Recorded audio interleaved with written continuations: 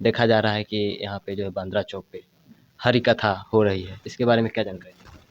ये दिव्य ज्योति जागृति संस्थान से के तत्वाधान में गुरुदेव सर श्री आशुतोष महाराज जी की विशेष अनुकंपा से यहाँ भक्तजनों के विशेष मांग पर और यहाँ के नज़दीकी जितने भी ग्रामीण हैं, जी। सभी लोगों के जन सहयोग से यहाँ 5 दिन का श्री हरि कथा रखा गया है। कथाएँ तो बहुत होती है, जी। लेकिन उस कथाओं में भगवान की कहानी कही जाती है। भगवान ने जो कहा है करने के लिए, वो नहीं बताया जाता। जी। भगवान वन को गए, भगवान ने महाभारत के युद्ध में जो है सो रथ चलाए, अर्जुन के सारथी बने, जी। जी। द्रौपदी का चीरहरण हुआ, तो उसमें उन्होंने मदद की। लेकिन ये नहीं बताते कि आज जो समाज में द्रौपदी है, जी, बिल्कुल। आज भी समाज में अहिल्या है, आज भी समाज में केवट है, आज भी समाज में सबरी है। जी, बिल्कुल। तो उस सबरी के यहाँ भगवान अगर आएँगे तो वो कैसे पहचानेंगे? सबरी के पास राम गए थे, तो राम को सबरी ने पहचान लिया था, पूछा नहीं कि आप कौन हैं? बिल्कुल। लेकिन आज अगर सबरी जैसा कोई भक्ति कर रही है, या हम ही सबरी बने हुए हैं, सबरी जैसा भगवान से प्रेम करते हैं और हमारे दरवाजे भगवान आ जाएँ, तो हम कैसे पहचानेंगे? हुँ? हुँ, हुँ। हम क्या करें जो आज भी भगवान भगवान कहते हैं कि मैं हर जगह हूँ। ऐसा कौन-सा समय है जब मैं नहीं था? ऐसा कौन-सा समय है जब तुम नहीं थे? तो आज भी वो हैं, हुँ, ठीक है? हुँ, हुँ। तो अगर वो आज हैं, तो हम कैसे पहचानें कि वो भगवान हैं? जब राम थे, तो राम अयोध्या से लंका तक पैदल गए। सभी लोगों ने देखा होगा, चलिए देखिए। लेकिन सभी ने पहचाना तो नहीं कि ये राम हैं। हुँ, हुँ। कितने लोगों ने पहचाना? केवट ने कहा कि मैं आपको जानता हूँ, आपके मर्म को मैं जानता हूँ, है या नहीं? बिल्कुल। सबरी ने पहचान लिया। सुग्रीव नहीं पहचान पाए तो हनुमान के माध्यम से पहचान पहचान लिया। गए। जामवंत ने पहचान लिया, आदि-आदि, लेकिन सब तो नहीं पहचान पाए। सब नहीं पहचान। तो ऐसी कौन-सी टेक्निक है, ऐसी कौन-सी विधा है कि आज जो भगवान आए हैं, उस भगवान को हम पहचान लें? पहली बात। दूसरी बात कि इस कथा के माध्यम से ये बताया जाता है कि भगवान की भक्ति करनी चाहिए। लोग कहते हैं कि भक्ति करना चाहिए, भक्ति करने के लिए ही मनुष्य का शरीर है, मिला है, लेकिन भक्ति करें कैसे? क्या पूजा पाठ, व्रत, उपवास, तीर्थाटन, दान, पुण्य या क्या कहते हैं भंडारा वगैरह कर देना ही भक्ति है? भक्ति से तो हमारा हृदय परिवर्तित होता है, भक्ति से समाज परिवर्तित होता है, भक्ति से तो कुरीतियाँ समाप्त होती है, धर्म के नाम पर पाखंड समाप्त होता है। लेकिन आज तो भक्ति के नाम पर पाखंड हो रहा है। हुँ, बिल्कुल। भक्ति के नाम पर आज आडंबर है। आज माँ दुर्गा के नाम पर जो है सो बलि प्रथा हो रही है।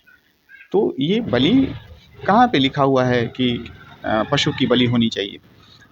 आप मार्कंडेय पुराण पढ़ें या दुर्गा सप्तशती पढ़ें, तो वहाँ साफ-साफ लिखा हुआ है कि अपने अंदर की पशु वृत्ति की बलि दो। ये तुम्हारे अंदर जो पशु वृत्ति है, जी, बिल्कुल। उसकी बलि दो। तो उसकी बलि हम कैसे देंगे? है ना? अ, हम किस प्रकार से अपने जीवन को महान बना सकें? तो ये चीज़ कथाओं में नहीं बताया जाता है। कथाओं में बताया जाता है, सुनते हैं, कुछ लोग कहते हैं कि 2 बेलपत्र चढ़ा दो, भगवान खुश हो जाएँगे, तुम्हारी मनोकामनाएँ पूर्ण हो जाएगी, तुम्हारा ये काम हो जाएगा, वो काम हो जाएगा। अरे संसार के काम तो होंगे ही, सुख, दुःख, लाभ, हानि, यश, अपजश तो लगा ही रहेगा। इसमें से लेकिन हमारे जीवन का जो मूल उद्देश्य है, परमात्मा की भक्ति, भक्ति तो जुड़ने का नाम है, भक्ति सेवा का नाम है, जी। भक्ति समर्पण का नाम है। तो भक्ति हम किसे करें? हम माँ दुर्गा की करें? कैसे करें? वो तो मिट्टी की मूरत है। हुँ, वो मूरत है, वो भगवान तो नहीं है, वो भगवान का प्रतीक है, प्रतीक है, प्रतिमा भगवान है। का प्रतिमा है, भगवान का प्रतीक है, भगवान नहीं है। आप में और आपके स्वरूप में, आपके फ़ोटो में अंतर है। फ़ोटो आप नहीं हैं, लेकिन आपका फ़ोटो है। तो आपका इसका मतलब है कि आप हैं तभी आपका फ़ोटो है। बिल्कुल। तो उस फ़ोटो के माध्यम से आप तक पहुँचा जाए, तो उस मंदिर के माध्यम से, उस मूरत के माध्यम से, उस भगवान की प्रतिमा के माध्यम से हम भगवान तक पहुँचे। तो कैसे पहुँचे? आप गीता पढ़ें, रामायण पढ़ें या भागवत पढ़ें या कोई भी धर्म ग्रंथ शास्त्र पढ़ें, जितने भी गुरुओं की वाणी है, तो सभी ने कहा है कि जो है कि भगवान को प्राप्त करने के लिए जीवन में संत की आवश्यकता होती है। तो संत ढूँढना पड़ेगा, गुरु ढूँढना पड़ेगा। जी। और आज समाज में गुरु का बाज़ार बना हुआ है। गुरु किसे कहते हैं? हर किसी चीज़ की पहचान है, हर किसी चीज़ की जो है सो उसका जो है सो चिन्ह है कि इसका क्या रंग है। जैसे कि सोना है, तो सोना मुलायम है।